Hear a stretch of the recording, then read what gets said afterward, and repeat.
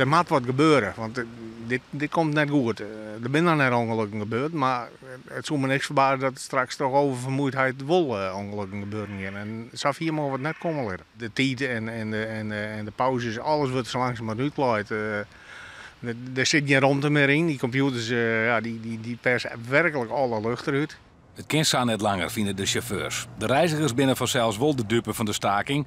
Maar dat moet dan maar, zei het vakboen. Ik weet zeker dat het beter is, zowel voor u als voor de reizigers, dat er iets meer rust in komt. De zomertijd komt er aan, we zien de reclames op televisie, 2 uur en een kwartier pauze. Nou, we rijden 4 uur en dan hebben we nog net eens een kwartier pauze.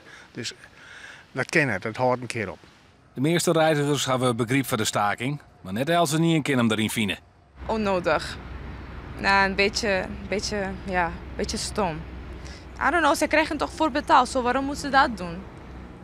Ja, ik geef ze ergens wel gelijk. Het is, voor de mensen is het niet fijn natuurlijk.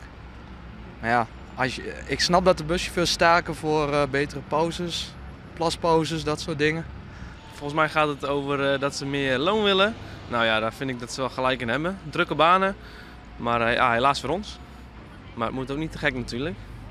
Maar is er nog een keer staken van die? Nou, nog 1 keertje dan.